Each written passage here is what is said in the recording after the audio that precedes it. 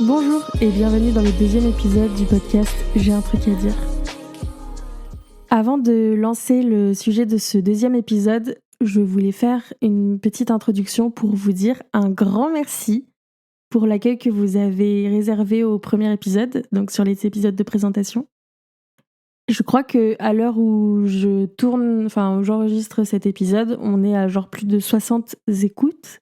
Honnêtement, je pensais pas que j'aurais autant d'écoutes pour un premier épisode. Je pensais que j'en aurais genre 10-15. Donc ça me fait vraiment trop plaisir. Donc merci beaucoup et j'espère que cet épisode vous plaira également. Et aujourd'hui, on attaque par un sujet un peu sérieux. Ok, on va commencer par un truc sérieux. À la base, je pensais parler de toutes les peurs qui m'empêchent de vivre un quotidien normal, si je puis dire. Mais pendant l'écriture, en fait, je me suis rendu compte qu'il y a une peur qui prenait vraiment beaucoup plus de place que les autres et qui méritait d'être traitée dans un seul épisode. Enfin, qui méritait d'être traitée seule dans cet épisode. Alors aujourd'hui, on va parler de cette peur qui m'a énormément paralysée pendant très longtemps. Je parle bien sûr de ma peur de sortir dehors seule.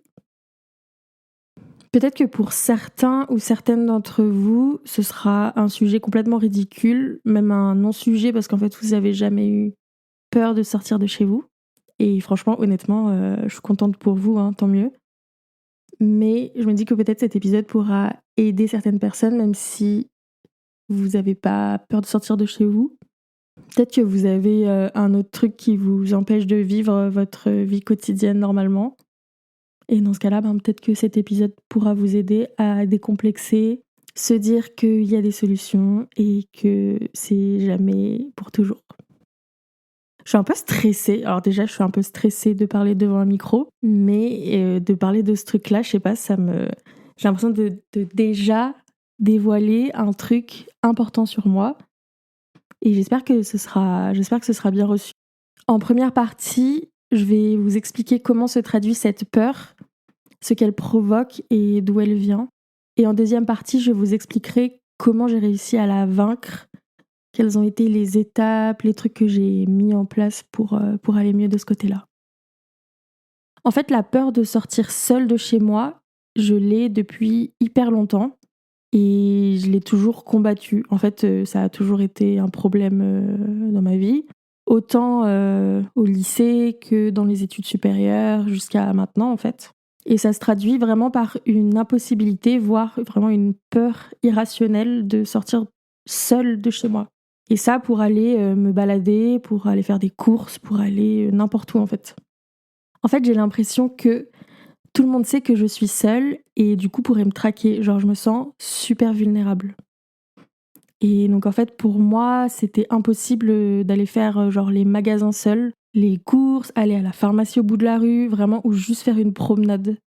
Et ici, je vous parle pas d'aller au musée, au cinéma seul, de manger seul, toutes ces activités qu'en fait on aimerait faire avec nous-mêmes et juste pour nous-mêmes. Ça vraiment, peut-être ça fera l'objet d'un autre épisode. Là, je parle vraiment de sortir de chez soi, quoi. Parfois, même descendre les poubelles, c'était pas évident. Et en fait, la seule chose possible le seul cas où j'arrivais à sortir de chez moi seule, c'était pour me rendre quelque part quand quelqu'un m'attendait. Donc, pour rejoindre une amie, pour aller au boulot ou, je sais pas moi, aller chez le médecin. Et évidemment, je checkais l'itinéraire une 30aine de fois pour être sûre d'avoir l'itinéraire le plus rapide et celui qui me fasse croiser le moins de monde en même temps. C'était assez problématique parce qu'en fait, j'avais toujours besoin de quelqu'un pour m'accompagner quand je devais faire quelque chose dehors. Vraiment, si j'avais envie d'aller acheter un livre ou acheter, des chaussures, j'essayais de prévoir une après-midi avec des copines et comme ça, je passais un bon moment. Et en même temps, je pouvais accomplir ce truc que je n'arrivais pas à faire seule. Aujourd'hui, ça va mieux, donc c'est un sujet qui est moins lourd, mais en fait, je pensais que je serais jamais autonome par rapport à ça. En fait, il n'y a rien qui me bloquait. J'ai pas de handicap physique ou quoi que ce soit qui m'empêche de sortir dehors et d'être autonome, si ce n'est cette peur de me retrouver seule dans dans un espace grand avec plein de personnes. C'était très compliqué. Je pensais ne jamais pouvoir être autonome sur mes décisions de sortie. Et qu'en fait, s'il y a quelque chose que j'avais envie de faire, j'étais toujours obligée d'attendre les autres. Et ça, ça me rendait trop triste, en fait. Et je pense que c'est une peur qui était un peu conduite par l'anxiété, par le regard des autres. En fait, il y a plein de situations où j'aurais préféré être transparente, qu'on ne me voit pas, que personne ne me situe dans l'espace, quoi. Et franchement, j'étais toujours sur le qui-vive, aux aguets. Enfin, vous savez, quand vraiment cette peur, quoi, vous êtes dehors, puis vous regardez partout, et il suffit que quelqu'un vienne vous demander l'heure ou un truc comme ça, et alors là, c'est la fin du monde. Si quelqu'un venait me parler dans la rue, vraiment, je pouvais sursauter, j'avais le cœur qui battait à 1000 à l'heure. Je regardais que mes pieds quand je marchais. Genre, je levais jamais la tête, qu'il fasse beau ou qu'il fasse moche. Franchement, je pense que j'étais pas au courant parce que je regardais pas le ciel. Parfois, ça se traduisait aussi en la peur de croiser certaines personnes que j'avais pas envie de croiser. Vous savez, ces personnes avec qui ça s'est pas forcément bien terminé et que peut-être si vous les recroisez, ben ce sera bizarre ou vous avez peur d'être tétanisé, ben parfois c'est ça qui prenait le dessus, quoi. Pour résumer, je me sentais en danger dehors, vraiment comme si une menace planait sur ma tête et que j'avais pas ma place en fait, que j'avais pas le droit d'être là dans l'espace public et j'arrivais pas trop à comprendre pourquoi je ressentais ça.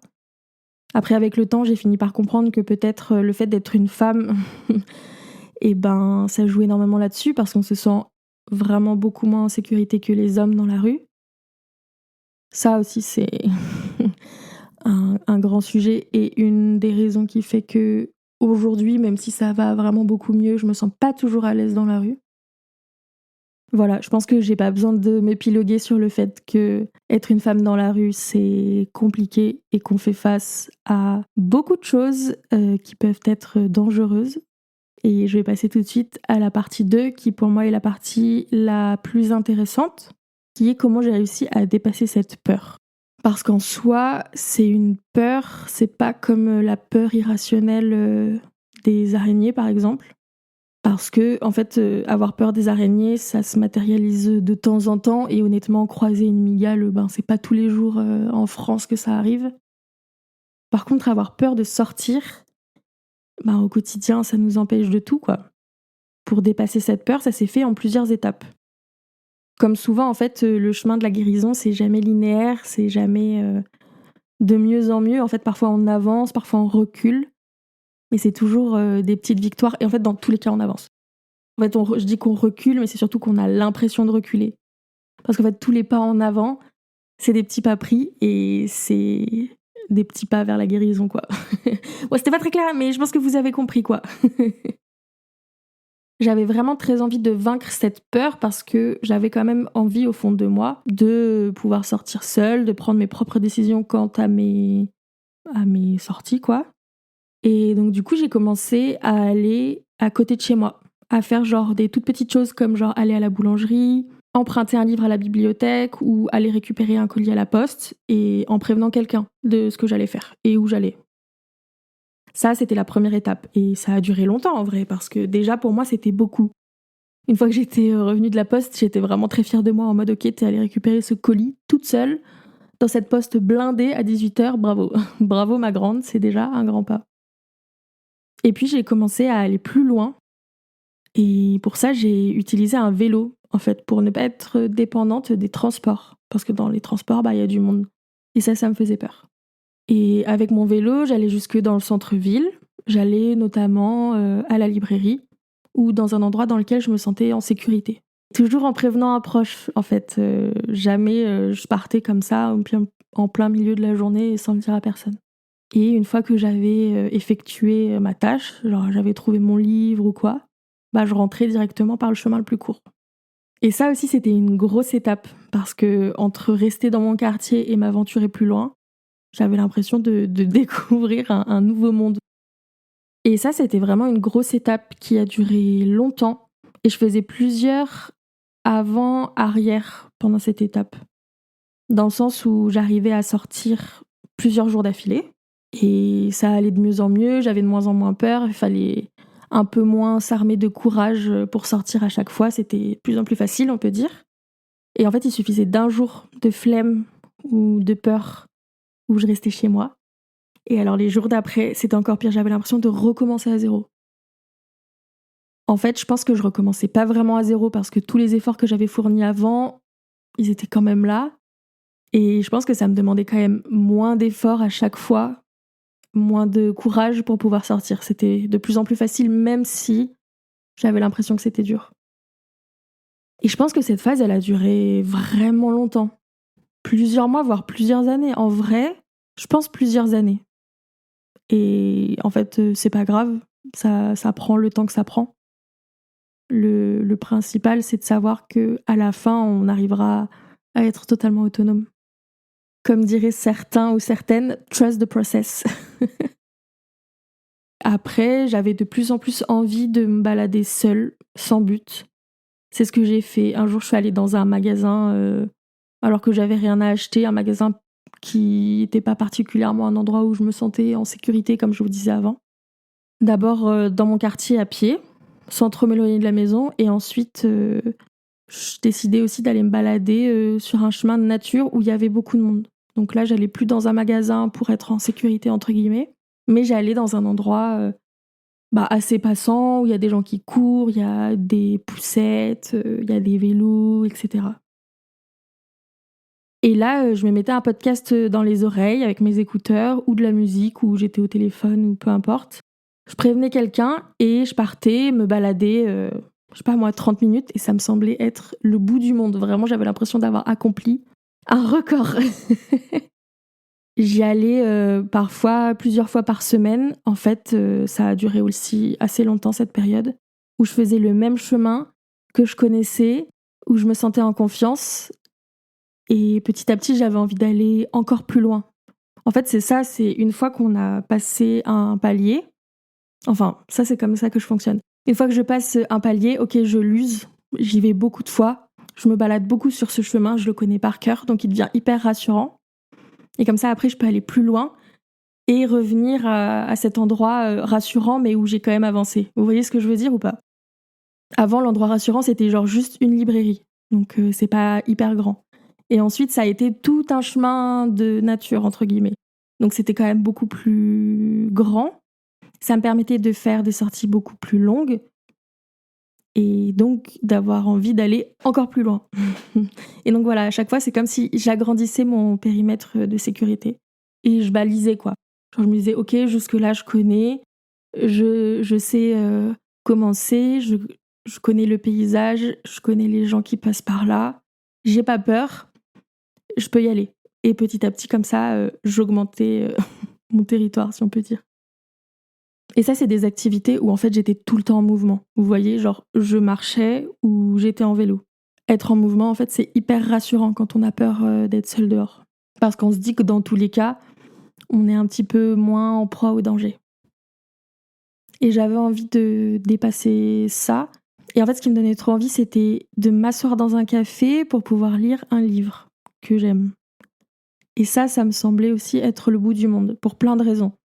J'avais l'impression que le regard des autres allait me gêner, que je serais un peu toute empotée. Vous voyez, genre quand on sait pas trop ce qu'on fait là, que on tape dans les chaises, que bon, voilà.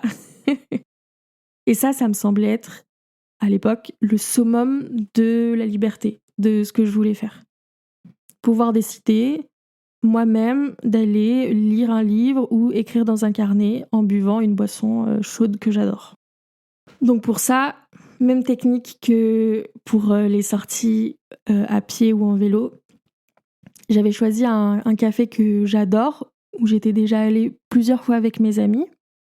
Et j'y suis allée une fois toute seule. Et honnêtement, je n'arrive plus à me souvenir de comment j'y suis allée.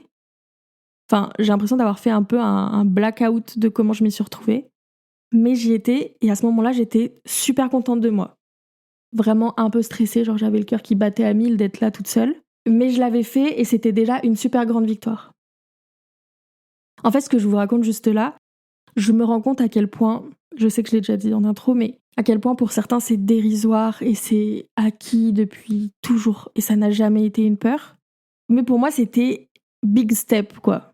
Et j'en ai jamais vraiment trop parlé parce que, en fait, c'est quelque chose, pas dont j'avais honte. Enfin, si, un petit peu, parce qu'en fait, j'avais l'impression qu'à 22 ans, en fait, on devrait pas avoir peur de sortir de chez soi seul. Mais en fait, c'était mon cas et maintenant, je l'assume, quoi. J'ai plus peur de le dire. C'est bien pour ça que j'en fais un épisode de podcast aujourd'hui.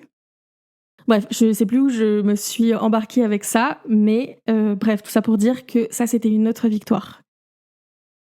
Et voilà, depuis quelques mois, j'ai des envies de liberté et j'ai envie d'explorer un peu plus loin que mon quartier ou les rues que je connais par cœur du centre-ville. Alors il y a un jour où en fait j'avais trop la bougeotte et j'ai pris mon vélo et j'ai commencé à suivre des pistes cyclables sans but, sans prévoir mon chemin, ce qui était impensable pour moi avant. Vraiment, je sais que j'ai un sens de l'orientation qui est quand même assez aiguisé. Je peux me permettre de le dire, je pense que je peux me la péter avec ça. Mais je le faisais jamais confiance. Je sais pas comment dire, j'étais toujours quand même obligée de revoir 37 fois les itinéraires que j'allais prendre. Et cette fois-là, du coup, j'ai pris mon vélo, j'ai suivi des pistes cyclables. Bon, c'était quand même un itinéraire, mais bon, sans trop savoir où elles allaient. Et en fait, je me suis retrouvée à l'autre bout de la ville, je ne sais pas comment, et j'étais trop contente. J'ai adoré. Vraiment, j'ai eu une sensation de liberté, sachant d'où je viens. C'était énorme pour moi de prendre mon vélo et de juste me balader dans la ville, de rue en rue, sur des pistes cyclables, sans trop savoir où j'allais. Franchement, j'étais trop contente. Et maintenant, c'est régulièrement que je sors faire des tours en vélo, toute seule. Ça m'a aussi débloqué, vous savez, les sorties dans le centre-ville seule, parce que du coup, comme je suis allée vraiment beaucoup plus loin, aujourd'hui, j'ai plus du tout peur de sortir pour aller en centre-ville, par exemple. Là où avant, il fallait quand même que je me prépare. Maintenant, je me dis juste, ah purée, il y a ce truc que j'ai vu, j'ai trop envie de retourner le voir, genre, je sais pas moi, dans tel musée ou telle boutique. Je me pose pas de questions.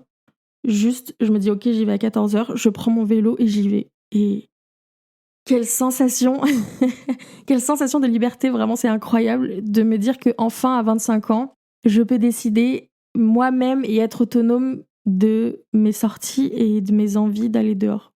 Et j'arrive même à être un peu plus chill. J'arrive à me balader tranquillement, à prendre un truc à boire, à rester assise en terrasse.